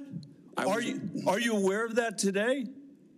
I'm not aware of that today. This sloppiness, this incompetence, this disrespect for our intelligence agencies and the personnel who work for them is entirely unacceptable. It's an embarrassment. Senator? You need to do better. You need to do better. Thank you. I'm being gavelled by the chairman, and I apologize for going over my time. Senator Young. Thank you all for being here. I'll be asking some follow-up questions, clarifications about this Signal episode in a closed setting, and try and work with all of you to bring clarity to that situation. It appears to me there's some unanswered questions. It'll take some time, I think, to get there in a more dispassionate setting. Director Gabbard, I'm going to begin today asking you some questions about emerging technology. This has been a real point of emphasis, I know, of our broader national security community for a period of time. We know that PRC is making generational investments in certain emerging tech, AI, biotech, and other areas of technology to reduce their vulnerability against any supply chain disruptions and to lead the world in some areas. As the IC assesses, the PRC is seeking to, quote, become a global S&T superpower, surpass the United States, promote self-reliance, and achieve further economic, political, and military gain. So, Director Gabbard, can you describe the actions China is taking to operationalize that IC assessment in ways that directly target the security and prosperity of everyday Americans? Senator, what we know is that they are trying to use these capabilities as a means to continue to exploit vulnerabilities within our own critical infrastructure and our cyber technology. The critical infrastructure is a key area of concern given what we know has already been exploited, these asymmetric attacks that have been placed within our critical infrastructure that are of serious concern given how they could be exploited, especially during a time of conflict. We know that they are experiencing a boom in their generative AI capability and are competing very heavily against our own AI capabilities. Obviously, AI can and will be used across a multitude of every sector of our society, both here as we are in our own country, and we expect China to be able to continue to do the same there. So two key areas of vulnerability to the United States, conceivably, susceptibility to cyber attacks, and as China's leveraging of AI towards misinformation, increasingly into the physical realm, they can pose threats to us as well. As follow-up, Director Ratcliffe, you know, we've had Huawei, we've had TikTok. What do you believe will be the next point of technological friction and competition between the U.S. and China? What should members of Congress be looking for? Senator, I think I can answer this question more fully in the classified setting. What I would say is it relates to the issue of emerging technologies and matters of quantum computing and quantum sensing. and our ability to stay ahead of China on the technological curve with respect to those issues. I'd be happy to get into that in further detail in a classified setting. Excellent. We'll dive into that. Director Haw, General, how do you see biotech playing into this broader competition? I think it's an area that, from our perspective, has increasingly been a priority as we want to understand the approach that China's taken, and also to ensure that as we think about the president's priorities in terms of both economic and technology security, we are certainly, as a community, following DNI's guidance, that we are increasingly putting our resources to be able to ensure that we understand where China is investing in those resources and how that will impact our economy and overall the overall health of our national security. Thank you, General. Director Gabbard, not a lot of time left on this end, but I do have a little crypto interest I wanted to communicate to you. Can you share with this committee how we're positioned to disrupt foreign cyber efforts to steal cryptocurrency, such as the North Koreans have successfully done? If others would like to pull this thread and weigh in on this question very briefly, that would be great. Senator, we're obviously aware of North Korea's revenue generating by stealing cryptocurrency has had a significant effect on North Korea's capabilities. I defer to our technical experts on the actions that are being taken. Senator, I think this would be a great topic when we go to closed session. It's going to be a busy closed setting. Yes. Director Patel? I agree with the general. In closed session, I can provide some details. It's what you get when you visit with a bunch of spies. All right, Chairman. Senator Kelly. Thank you, Mr. Chairman. I'm going to come back to the topic of the day here, the signal chain as reported by The Atlantic. Ms. Gabbard and Mr. Ratcliffe, you each testified that there was no information operational in nature, no classified information. So I want to ask each of you just a series of, just respond yes or no. I'll start with Ms. Gabbard. In the signal chain that we have been talking about, was there any mention of a target in Yemen?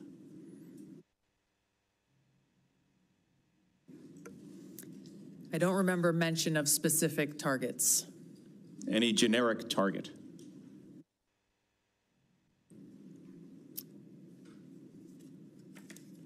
I believe there was discussion around targets in general. Mr. Ratcliffe. I think that's consistent with my recollection. Again, I don't have access to that. Was there any mention, Ms. Gabbard, of a weapon or weapons system? I don't recall specific weapons systems being named. I'm not talking about specific, any weapon or weapons system. I don't recall specific names of systems or weapons being used or named within the Well, I'm not asking whether, I don't want you to tell me what the specific weapon was, but any weapon at all. Mr. Ratcliffe, same question.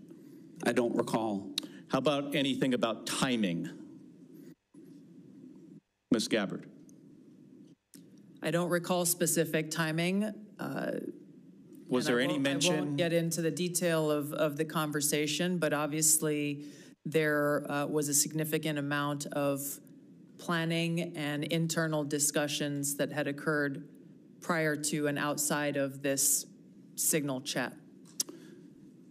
Mr. Ratcliffe, you're nodding your head. Any mention of any military unit whatsoever? Mr. Ratcliffe. Not that I recall. Ms. Gabbard. Not that I recall. Okay, so I understand that DoD policy prohibits discussion of even what is called controlled unclassified information, or CUI, on unsecured devices. Are both of you aware of that DoD policy? I haven't read that policy. Not familiar with the DoD policy, but I would say that the Secretary of Defense is the original classification authority for DoD in deciding what would be classified information. Ms. Gabbard, does the intelligence community have a policy that prohibits discussion of controlled, unclassified information? Yes. It does. Okay. Controlled, unclassified information, according to DOD, includes information that has not been approved for public release. Would you, of what's been disclosed publicly of the signal chain, would either of you feel that that would be approved for public release? Ms. Gabbard. The discussion that took place in that Signal chat group was a conversation reflecting national security leaders and the vice president around the president's objectives. So yes or no, would you approve that for public release? I don't feel I can answer that question here. Because of the nature of this hearing? Because of the nature of a private discussion that took place between individual leaders in our government. It would make sense that you would not approve it for public release, wouldn't it? There are other factors that would go into that consideration. Mr. Ratcliffe, yes or no? I wouldn't approve the release of classified information. Again, as I've said, my I'm not talking about understanding is classified information, Mr. Ratcliffe. I'm talking about information that has not been approved for public release.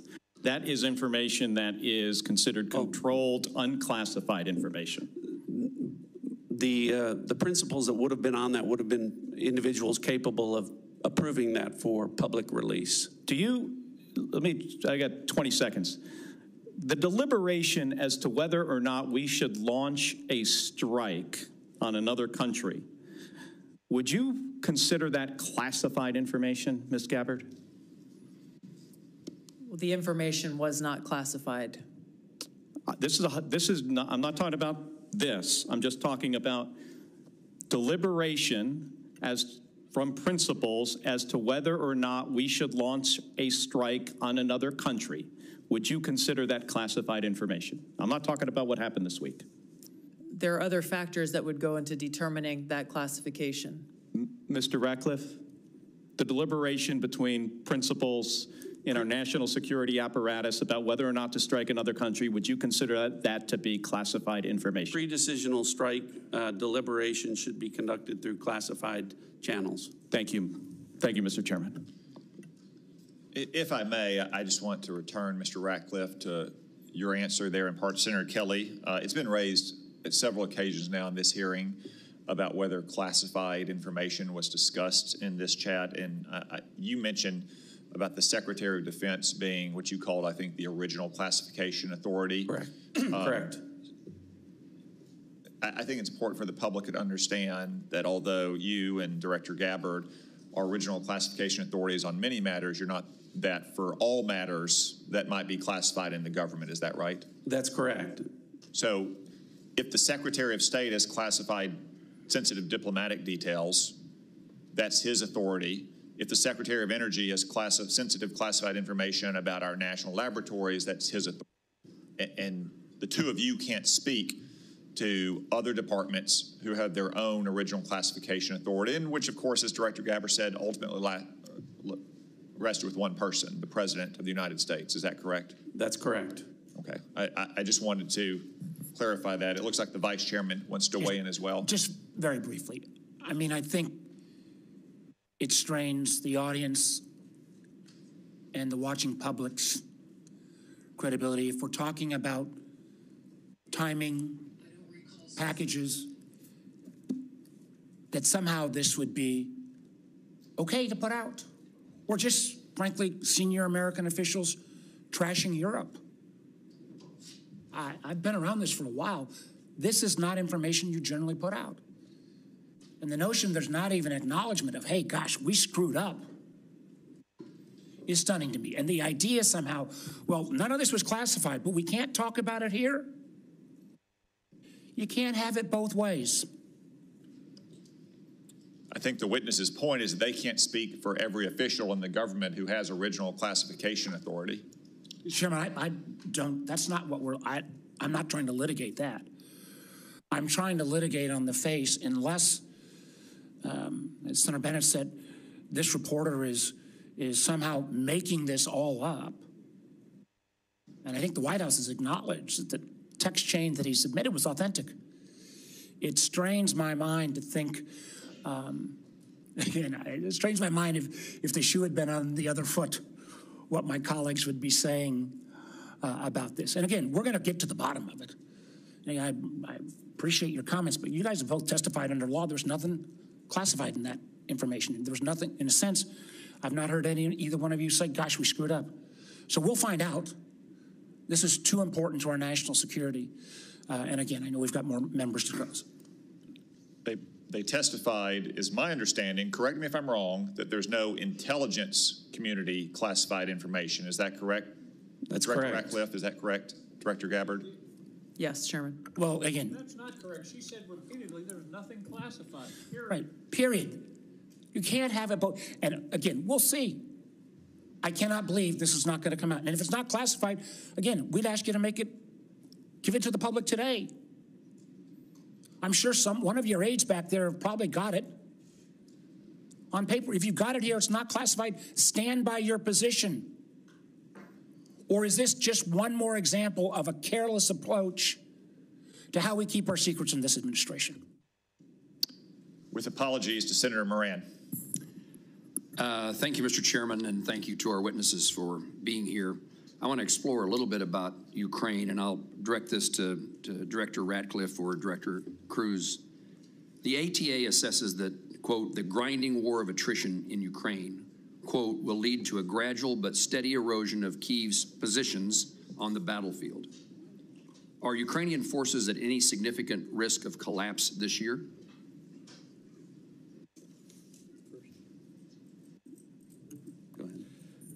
Before I turn it over to Director Ratcliffe, I think both sides are working through the equipment that they need, the industrial base they need to support that, and the personnel that are required to man all of that equipment and man the front lines. And as we see the battle space in the various portions, whether it's in Kursk, whether it's in any of the 4 oblasts, we see areas where Kyiv will struggle to prevent the slow attritional grind. We do not see an imminent collapse in any of the line of control battle spaces at this point. And then vice versa. That answers my question, unless you want to add something, Director. Whatever advantages in manpower and material they have, can Russia maintain its operational tempo without significant changes to how it's conducting the war? I think our assessment from a military perspective is that Russia has the ability to sustain its campaign longer than Kyiv would.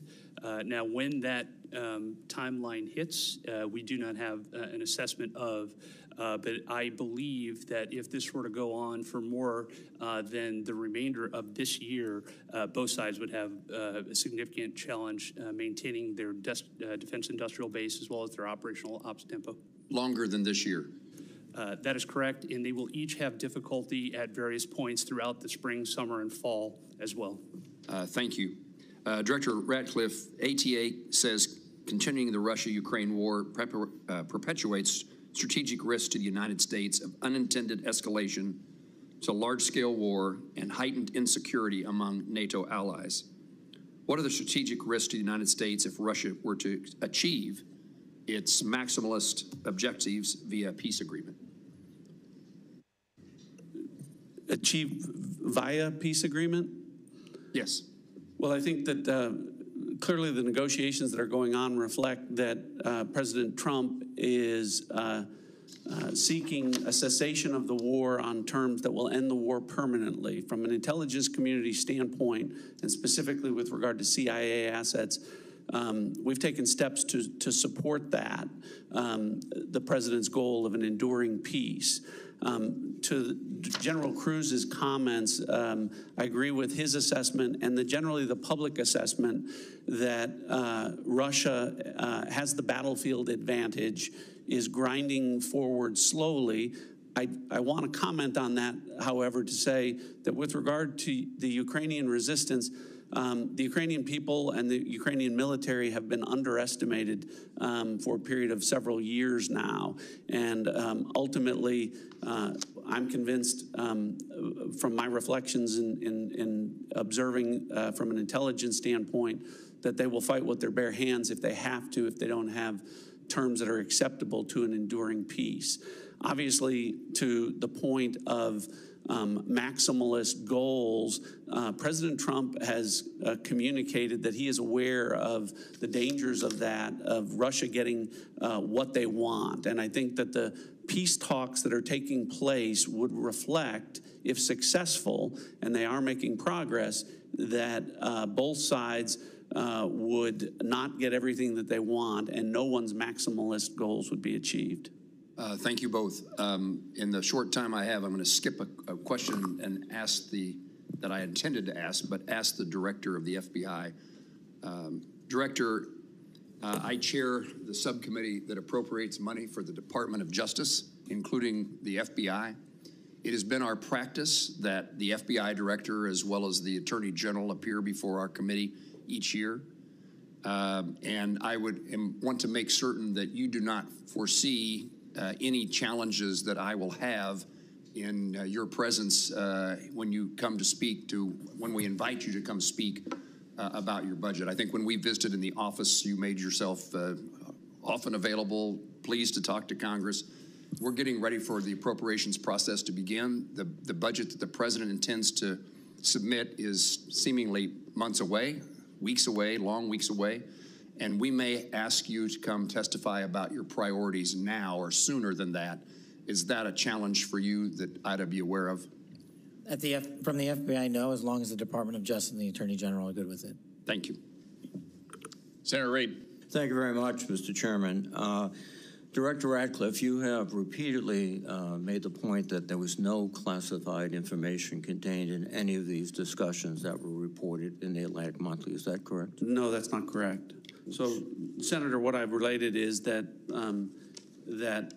any information that was related from my perspective or that I observed from the intelligence perspective was not classified information. With respect to the assertions and the allegations that there was strike packages or targeting information or things that relate to DOD, as I pointed out, the Secretary of Defense is the original classification authority for determining whether something's classified or not. And as I've understood from media reports, the Secretary of Defense has said the information was not classified. Are you aware that the Secretary of Defense declassified this information prior to the discussion? I'm not. Director Gabbard, same question. You've indicated, at least the impression I got, was there was no classified information discussed. Is that correct? Senator, my answer is the same as the director of the CIA's. So the question has to be posed to Secretary Hegseth whether he declassified the information and at what point he did declassify it. Do you agree?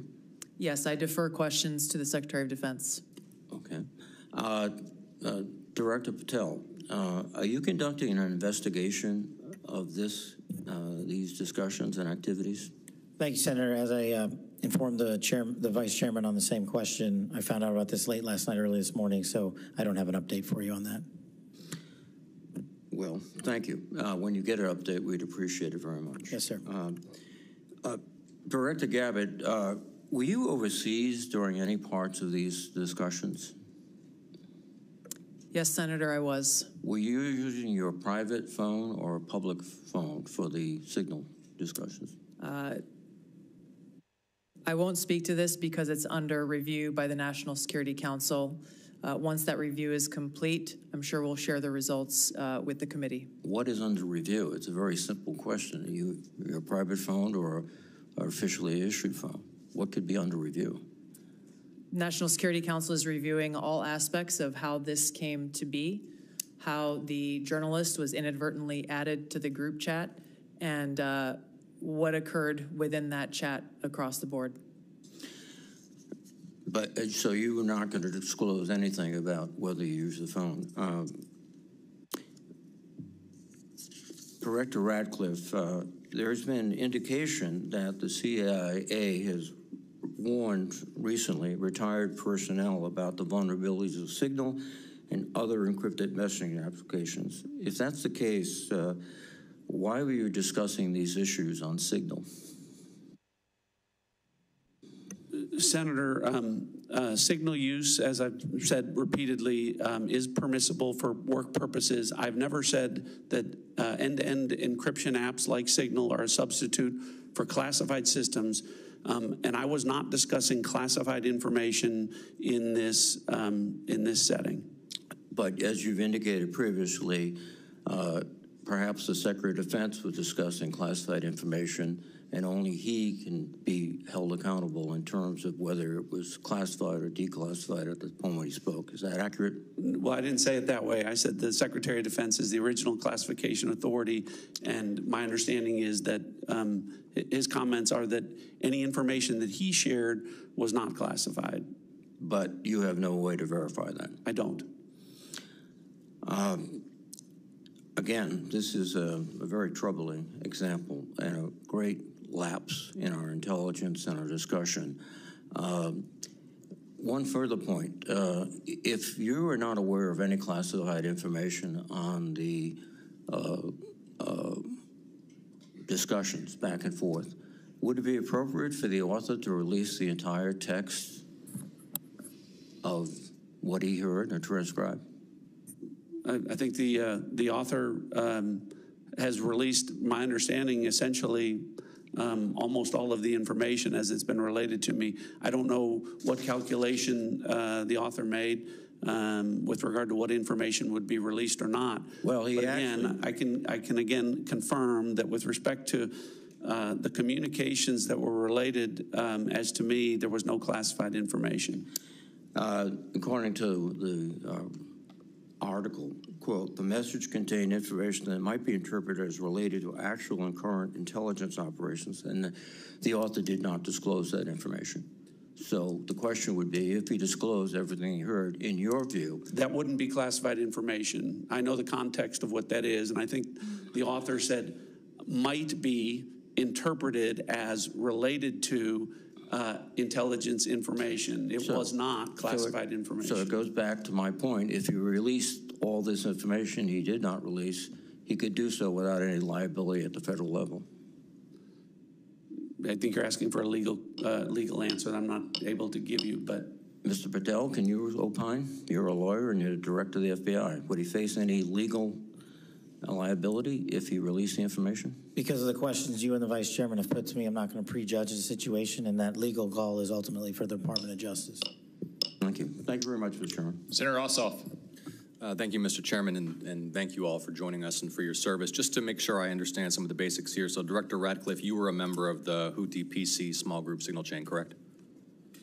I was. Yeah, and so were the Vice President, the Secretaries of State and Defense, the National Security Advisor, and Ms. Gabbard, correct? I believe so. I don't have a list of who was invited to be on. And so was national political reporter Jeffrey Goldberg, correct? I don't know that. Yes, you do. I don't know Jeffrey Goldberg, and I've already testified. I don't know whether or how he was added. Okay, well, he was a member of the signal chain, and the discussion included the Vice President's private opinion on the wisdom of proposed U.S. strikes in Yemen, correct? I don't recall. Vance, quote, I think we are making a mistake. I am not sure the president is aware of how inconsistent this is with his message on Europe right now. There was a strong argument for delaying this a month. You don't recall? I don't, as you don't recall seeing that? Read that, I don't. It included the private opinions of the Secretary of Defense on the timing of strikes in Yemen, correct? I don't recall. Director Ratcliffe, surely you prepared for this hearing today. You were part of a group of principals, senior echelons of the U.S. government, in now a widely publicized breach of sensitive information. You don't recall whether the Vice President opined on the wisdom of the strikes? That's your testimony today under oath? In that setting, I don't recall. Here's what Secretary Hegseth said, quote, waiting a few weeks or months does not fundamentally change the calculus. Two immediate risks on waiting. One, this leaks and we look indecisive. Two, Israel takes an action first or Gaza ceasefire falls apart. and we don't get to start this on our own terms. Your testimony is you don't recall the Secretary of Defense sending that message or reading it? I recall there being an exchange. I don't recall the specifics as you're reading it. Well, let's put it this way, Director Ratcliffe, a discussion by senior U.S. officials on the timing and risks of a proposed military campaign and disagreements between the President and the Vice President about U.S. plans and intentions would be of obvious interest to foreign intelligence services, would it not? Yes. And they were discussing the timing of sending U.S. air crews into enemy airspace where they faced an air defense threat, correct? I'm going to, Senator, defer to the other principles that you're referring Director to Ratcliffe, about what the meaning and the context of they're what they talking were about auditing. the timing of U.S. airstrikes, correct? Yes. Yes, and therefore the timing of sending U.S. air crews into hostile airspace, correct? Yes. And therefore the time period during which enemy air defenses could target U.S. air crews flying in enemy airspace, correct? I don't know that. You do know that. Let me ask this question, General Hawk. You lead America's signals intelligence collection. Would the private deliberation of foreign senior officials about the wisdom and timing of potential military action be a collection priority for you and the U.S. intelligence community? Senator, it's our job to do indications and warning for both the plans and intentions of adversary leaders and for military commanders. And would not information about the timing of airstrikes allow a military to pre-position or cue air defense systems to shoot down enemy aircraft? I think, Senator, from our perspective, any advance warning is something that we certainly are trying to protect. Yeah. Director Ratcliffe, this was a huge mistake, correct? No. A national political... Hold on. No, you Let hold me on. answer. No, Director Ratcliffe, I asked you a yes or no question, and now you'll hold on. A national political reporter you can characterize it how you want. Was made privy the White to House sensitive information about imminent military operations against a foreign terrorist organization. Mistake of adding a reporter, and that wasn't a huge mistake. That wasn't a huge mistake. Well, I think they characterize it as an embarrassment. A mistake. This is utterly unprofessional. There's been no apology. There has been no recognition of the gravity of this error. And by the way, we will get the full transcript of this chain, and your testimony will be measured carefully against its content. Thank you, Mr. Chairman. I thank the witnesses again for their appearance today. I sense the Vice Chairman has something to add. I do. So I will recognize him briefly. Well, again, I thank the witnesses. But what you're saying doesn't make sense on the face of it. Everybody knows, at least Director Ratcliffe, you had the courtesy of acknowledging you were on the chain. Director Gabbard wouldn't even touch that, even though we've got our initials. And if you want a comparison, think back to the beginning of the Ukraine war, when the United States, in concert with our then ally, the United Kingdom, declassified a lot of Putin's battle plans that allowed the Ukrainians to push back successfully on the Russian invasion. How was that? That was gone through a real process of declassification. As Senator Ossoff so clearly made the point, this information out, potentially where our adversary could reposition its defenses, in the unwillingness of the individuals on this panel who are on the chat to even apologize for acknowledging what a colossal screw-up this is, speaks volumes. Thank you to our witnesses for your appearance. A few administrative matters. As I mentioned earlier, Senator Collins is under the weather. She regrets that she could not be here for your testimony. Senator Risch, likewise, had to preside over a hearing of the Foreign Relations Committee to include the nomination of my former governor, Mike Huckabee, a great American and a great friend of Israel, to be the next ambassador to Israel. He also regrets that he could not be here. I anticipate he may have written questions as well. I would urge you all to respond to those promptly. Now, the audience will remain seated while our witnesses and their aides depart the hearing room. The Capitol Police will ensure this occurs. I want to commend the Capitol Police and our committee security staff for running an orderly hearing today. For the benefit of members, the vote on the floor has been called. We will adjourn this open hearing and we will reconvene in closed setting at 12:40 p.m. The hearing is adjourned.